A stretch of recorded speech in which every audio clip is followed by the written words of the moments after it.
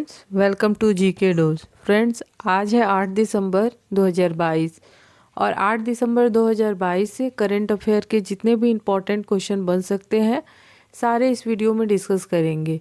तो फ्रेंड्स, पूरे वीडियो को ध्यान से देखिएगा क्योंकि लास्ट में मैं आपसे एक क्वेश्चन पूछूंगी जिसका आंसर आपको कमेंट बॉक्स में देना है। फ्रेंड्स, आंसर ज़रूर लिखिएगा क्योंकि जो चीज़ें आप लिख देते हैं वो याद रहता है। फ्रेंड्स, आप आंसर लिखने में कोताही कर रहे हैं और मैं आपके लिए इतनी सारी मेहनत कर रही हूँ, दिन भर का करंट अपडेट आपके लिए करती हूँ, ठीक है। तो प्लीज़ आप भी एक काम करें, पूरे वीडियो को ध्यान से सुनना है और जो भी मैं MCQs डालती हूँ उसी से रिलेटेड मैं आपसे पूछती हूँ।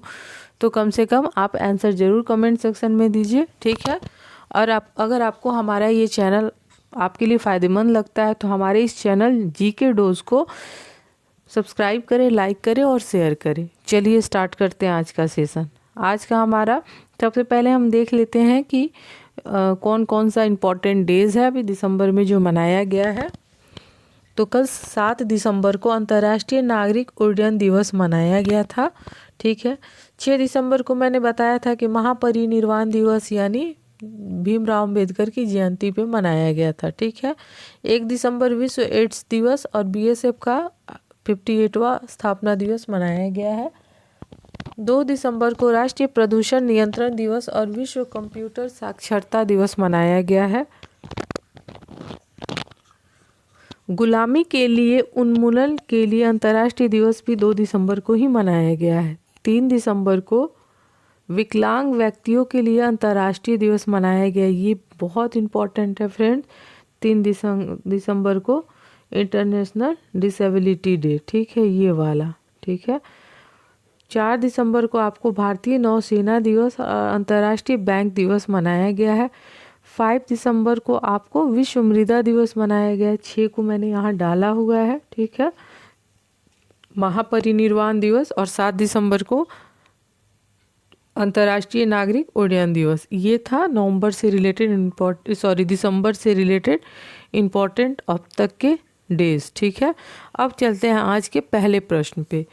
विश्व बैंक ने हाल ही में किस देश को पर्यावरण प्रबंधन को मजबूत करने के लिए 250 मिलियन अमेरिकी डॉलर के वित्त पोषण को मंजूरी दी है, ठीक है। तो इसका आंसर होगा, यहाँ उत्तर होगा बांग्लादेश, ठीक है। और किसने ये 250 मिलियन अमेरिकी डॉलर की मंजूरी दी है, ठीक है, तो ये विश्व बैंक ने। क्वेश्चन को उलट के पूछ सकता है, बांग्लादेश है और यहाँ विश्व बैंक है, ठीक है।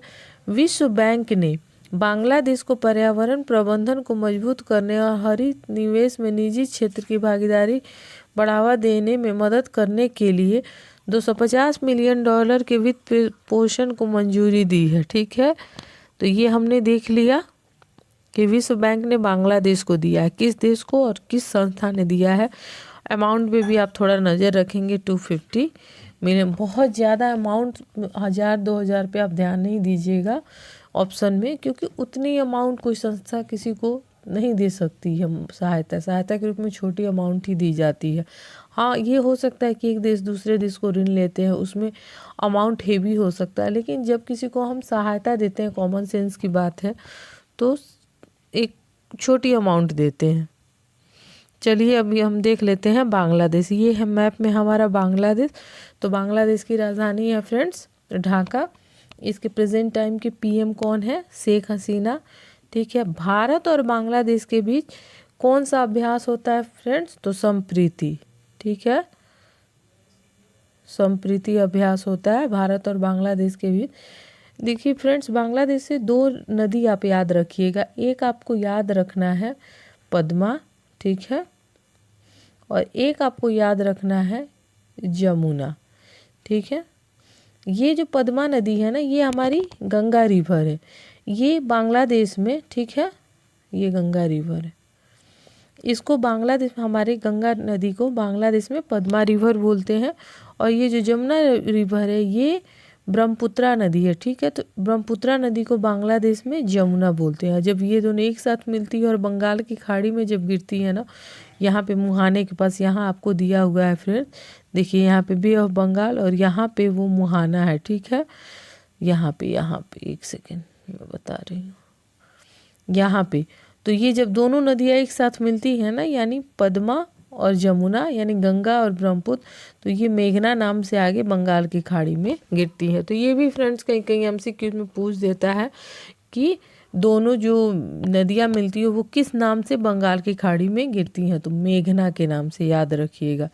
चलिए अब बांग्लादेश से रिलेटेड करंट देख लेते हैं और भी देख लेते हैं, ठीक है। बांग्लादेश में वैश्विक युवा जलवायु शिखर सम्मेलन शुरू होगा, ठीक है। वैश्विक युवा जलवायु शिखर सम्मेलन कहाँ होगा फ्रेंड्स? बांग्लादेश में, ठीक है। बांग्लादेश के क्रिकेटर रुबल हुसैन ने टेस्ट क्रिकेट से संन्यास की घोषणा की है, ठीक है। वनडे में 8000 रन बनाने वाले पहले बांग्लादेशी बल्लेबाज तमीम इकबाल बने हैं, ठीक है। अब चलिए देखते हैं अगला प्रश्न। 2022 तक चीन और अमेरिका के बाद कौन सा देश भारत का सबसे बड़ा व्यापारिक साझेदार बना है, ठीक है। एक होता है ना कि लेन देन, सबसे ज़्यादा भारत का व्यापार किस देश के साथ होता है, ठीक है। तो ये होगा फ्रेंड्स सबसे बड़ा, अगर भारत का व्यापारिक भागीदार है या साझेदार है, वो है अमेरिका। सेकंड पे चीन होगा, पहले चाइना था, अभी अमेरिका है, ठीक है। और तीसरे नंबर पे संयुक्त अरब अमीरात होगा। चीन और अमेरिका के बाद यूएई को भारत का तीसरा सबसे बड़ा व्यापारिक भागीदार बना है, अभी बना है, ठीक है। अगला प्रश्न देखिए, किस देश ने गश्त ए इरशाद या गाइडेड पेट्रोल के नाम से जानी जाने वाली नैतिकता पुलिस को भंग कर दिया है, ठीक है। ये एक पुलिस की विंग है, ठीक है, यानी गश्त ए इरशाद और गाइडेड पेट्रोल, ठीक है। तो इसको भंग किया है ईरान ने नैतिकता पुलिस को समाप्त कर दिया है, जिसे गश्त ए इरशाद या गाइडेड पेट्रोल के नाम से जाना जाता है। यह इकाई 2006 में स्थापित की गई थी, ठीक है। अगला प्रश्न, क्वेश्चन नंबर 4, हाल ही में खबरों में रहे ओलिवियर जीरू किस देश के मशहूर फुटबॉल खिलाड़ी हैं? तो अभी ये फीफा में खेल रहे हैं फ्रेंड, तो इनका होगा फ्रांस। ओलिवियर जीरू ये फुटबॉल के खिलाड़ी हैं, ठीक है फ्रेंड्स। ये रहा हमारा जीके डोज का लोगो, ठीक है। तो हमारे चैनल को ज़्यादा से ज़्यादा सब्सक्राइब करें, शेयर करें और लाइक करें, ठीक है। चलिए देखते हैं अगला प्रश्न, कौन सा देश अंतर्राष्ट्रीय श्रम संगठन यानी इंटरनेशनल लेबर ऑर्गेनाइजेशन की एशिया और प्रशांत क्षेत्रीय बैठक का मेजबान करेगा? फ्रेंड्स इसका आंसर होगा सिंगापुर, ठीक है। अंतर्राष्ट्रीय श्रम संगठन की 17वीं एशिया और प्रशांत क्षेत्रीय बैठक सिंगापुर में हुई है। ये डायरेक्ट क्वेश्चन फ्रेंड पूछ सकता है, ठीक है। इस बैठक की विषय है integrated policy agenda for human centred recovery that is inclusive, sustainable and okay friends. चलिए अगला प्रश्न, हाल ही में किसने न्यू एनर्जी आउटलुक रिपोर्ट जारी की है? इसका आंसर होगा इंटरनेशनल एनर्जी एजेंसी, ठीक है।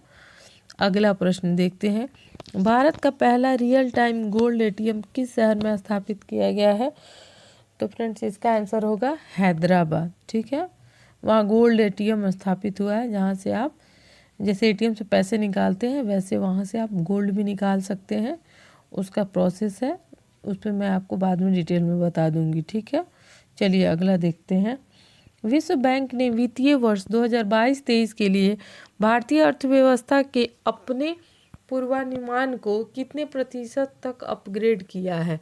ये विश्व बैंक का डाटा है, तो फ्रेंड्स होगा 6.9, यानी भारत का इकोनॉमिक ग्रोथ 6.9% रहेगा।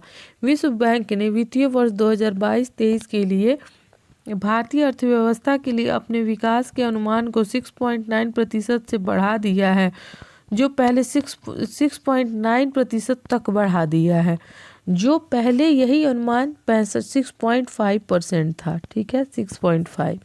चलिए अगला प्रश्न नहीं फ्रेंड्स, पहले वर्ल्ड बैंक को देख लेते हैं। इसमें वर्ल्ड बैंक के बारे में हमने पढ़ा, वर्ल्ड बैंक को देख लेते हैं। इसकी स्थापना कब हुई थी? तो इसकी स्थापना हुई थी फ्रेंड्स 1944 में। इसका मुख्यालय कहाँ है? Washington DC.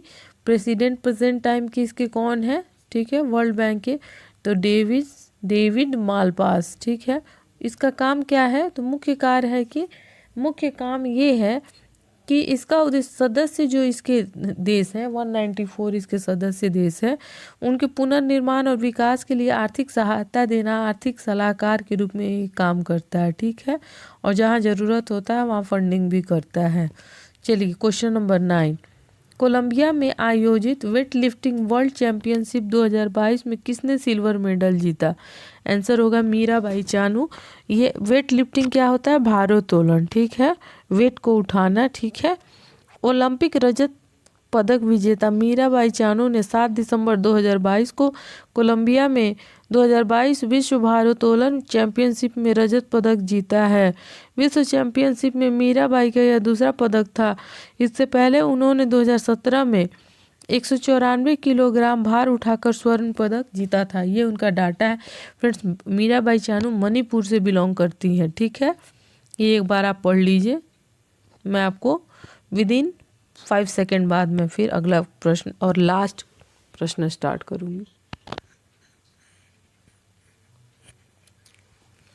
चलिए देखते हैं आज का अगला प्रश्न। ये है मीराबाई चानू, देखा आपने, यही है वेट लिफ्टिंग यानी वजन को उठाना। चलिए क्वेश्चन नंबर 10 है और लास्ट क्वेश्चन है। भारत में आर्म फोर्स फ्लैग डे कब मनाया जाता है? इसका आंसर होगा फ्रेंड्स 7 दिसंबर, ठीक है। ये है हमारे जीके डोज का लोगो फ्रेंड्स, तो इसे देख के आप सब्सक्राइब करना ना भूलें फ्रेंड। जल्दी से जल्दी हमारे व्यू को बढ़ाइए, हमारे सब्सक्राइब को बढ़ाइए, ताकि हम ज़्यादा से ज़्यादा फ्रेंड्स, हमारे पास पूरी एक स्ट्रेटजी है जीएस के लिए, लेकिन जब तक आप व्यू नहीं बढ़ाएंगे, आप सब्सक्राइब नहीं बढ़ाएंगे, मैं अपना एफर्ट कैसे डालूंगी? तो फ्रेंड्स हमें सहयोग करें, हम आपके लिए ही खड़े हैं। अगला प्रश्न है, यानी आज का प्रश्न है, राष्ट्रीय सांख्यिकी आयोग के अध्यक्ष के रूप में किसे नियुक्त किया गया है? इसका आंसर आपको कमेंट बॉक्स में देना है फ्रेंड्स, ठीक है। चलिए कल मैंने जो वीडियो में लास्ट में क्वेश्चन पूछा था उसका आंसर हम देखते हैं। Answer of the last video, किस उच्च न्यायालय ने मंदिरों के अंदर मोबाइल फ़ोन के उपयोग पर प्रतिबंध लगा दिया है? आंसर होगा फ्रेंड्स मद्रास उच्च न्यायालय, ठीक है। मद्रास उच्च न्यायालय ने ऐसा किया था। चलिए तो फ्रेंड्स ये हमारा आज का डिस्कशन करेंट अफेयर से रिलेटेड टॉप 10 MCQs समाप्त होता है, ठीक है फ्रेंड। अगर आपको हमारा ये चैनल पसंद आता है तो हमारे जीके डोज चैनल को सब्सक्राइब करें, शेयर करें, लाइक करें, जम के स्टडी करें फ्रेंड। रोज़ सुबह में अपने लिए उठ के एक टारगेट फिक्स करें और उसके अकॉर्डिंग अपनी स्टडी पे फोकस रहें। अभी अपनी प्रायोरिटी में सबसे पहले प्रायोरिटी अपनी स्टडी को रखें, ठीक है फ्रेंड। तो चलिए हम फिर मिलेंगे अगले वीडियो में, तब तक के लिए जय हिंद।